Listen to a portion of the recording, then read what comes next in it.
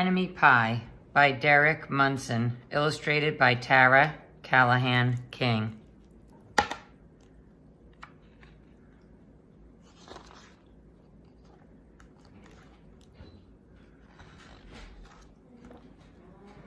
It should have been a perfect summer. My dad helped me build a treehouse in our backyard. My sister was at camp for 3 whole weeks, and I was on the best baseball team in town. It should have been a perfect summer, but it wasn't.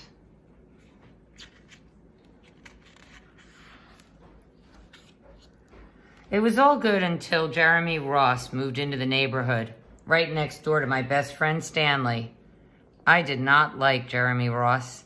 He laughed at me when he struck me out in a baseball game. He had a party on his trampoline, and I wasn't even invited. But my best friend Stanley was. Jeremy Ross was the one and only person on my enemy list. I never even had an enemy list until he moved into the neighborhood. But as soon as he came along, I needed one. I hung it up in my treehouse, where Jeremy Ross was not allowed to go.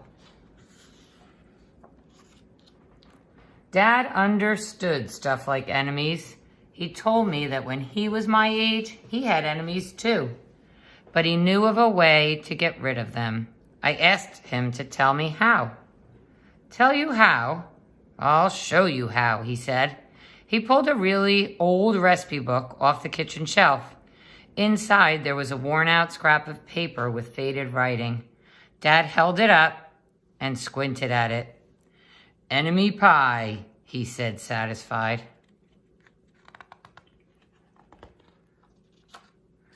You may be wondering what exactly is in enemy pie. I was wondering too. But Dad said the recipe was so secret he couldn't even tell me. I decided it must be magic. I begged him to tell me something, anything. I will tell you this, he said. Enemy pie is the fastest known way to get rid of enemies. Now, of course, this got my mind working. What kinds of things, disgusting things, would I put into a pie for an enemy? I brought Dad some weeds from the garden, but he just shook his head. I brought him earthworms and rocks, but he didn't think he'd need those. I gave him the gum I'd been chewing on all morning. He gave it right back to me. I went out to play alone. I shot baskets until the ball got stuck on the roof. I threw a boomerang that never came back to me. And all the while, I listened to the sounds of my dad chopping and stirring and blending the ingredients of enemy pie. This could be a great summer after all. Enemy pie was going to be awful. I tried to imagine how horrible it must smell, or worse yet, what it would look like. But when I was in the backyard looking for ladybugs, I smelled something really, really, really good. And as far as I could tell, it was coming from our kitchen. I was a bit confused.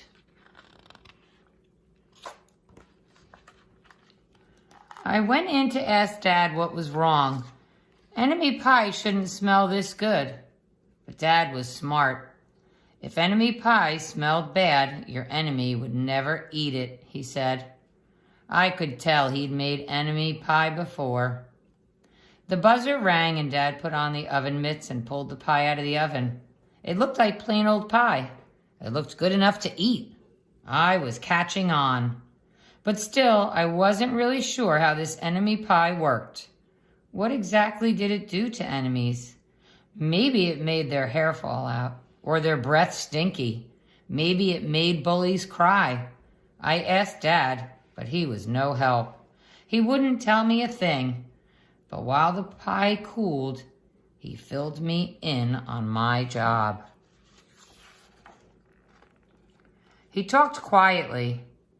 There is one part of enemy pie that I can't do. In order for it to work, you need to spend a day with your enemy. Even worse, you have to be nice to him. It's not easy, but that's the only way that enemy pie can work. Are you sure you want to go through with this? Of course I was. It sounded horrible. It was scary, but it was worth a try.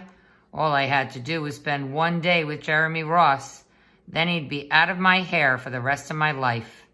I rode my bike to his house and knocked on the door.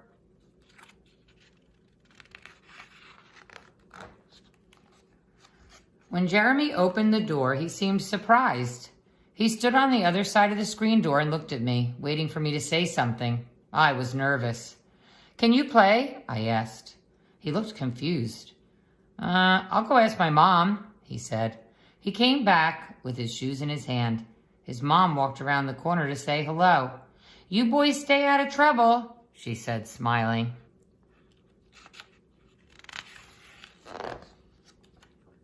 We rode bikes for a while and played on the trampoline. Then we made some water balloons and threw them at the neighbors' girls. But we missed. Jeremy's mom made us lunch. After lunch, we went over to my house. It was strange, but I was kind of having fun with my enemy. He almost seemed nice. But of course I couldn't tell Dad that, since he had worked so hard to make this enemy pie. Jeremy Ross liked my basketball hoop. He said he wished he had a basketball hoop, but they didn't have room for one. I let him win a game, just to be nice.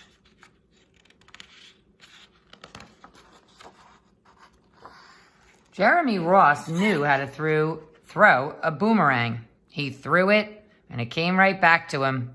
I threw it, and it went over my house and into the backyard. When we climbed over the fence to find it, the first thing Jeremy noticed was my treehouse.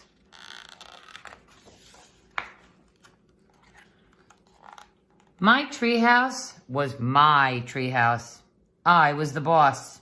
If my sister wanted in, I didn't have to let her. If my dad wanted in, I didn't have to let him. And if Jeremy wanted in... "Can we go in it?" he asked. I knew he was going to ask me that. But he was the top person, the only person on my enemy list.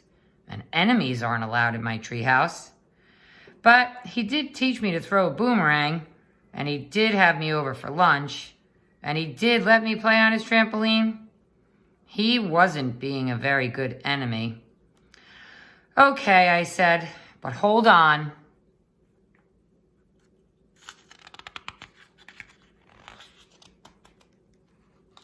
I climbed up ahead of him and tore the enemy list off the wall. I had a checkerboard and some cards in the treehouse, and we played games until my dad called us down for dinner. We pretended we didn't hear him, and when he came out to get us, we tried to hide from him.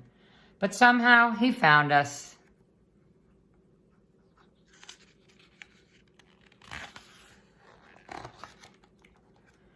Dad made us macaroni and cheese for dinner, my favorite.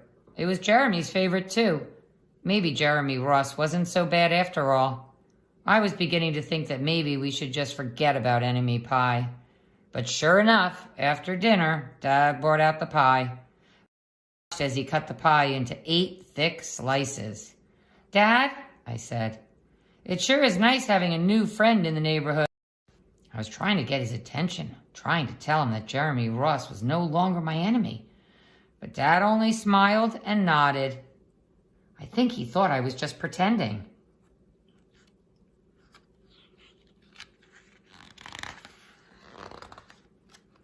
Dad dished up 3 plates, side by side, with big pieces of pie and giant scoops of ice cream.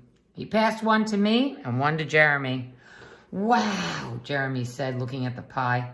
"My dad never makes pies like this." It was at this point that I panicked.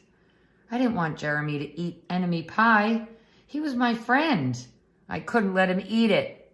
"Jeremy, don't eat it. It's bad pie. I think it's poisonous or something." Jeremy's fork stopped before reaching his mouth.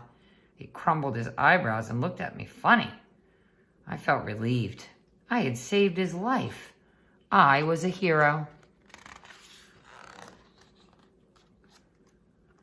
"If it's so bad," Jeremy asked, "then why has your dad already eaten half of it?" I turned to look at my dad. Sure enough, he was eating enemy pie. "Good stuff," he mumbled through a mouthful, and that was all he said. I sat there watching them eat enemy pie for a few seconds. Laughing. Jeremy was happy. eating, and neither of them was losing any hair. It seemed safe enough, so I took a tiny taste. Enemy pie was delicious. After dessert, Jeremy rode his bike home, but not before inviting me over to play on his trampoline in the morning. He said he'd teach me how to flip. As for enemy pie, I still don't know how to make it. I still wonder if enemies really do hate it, or if their hair falls out, or their breath turns bad.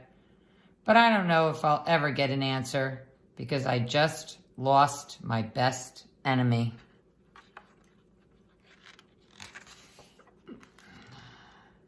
The end.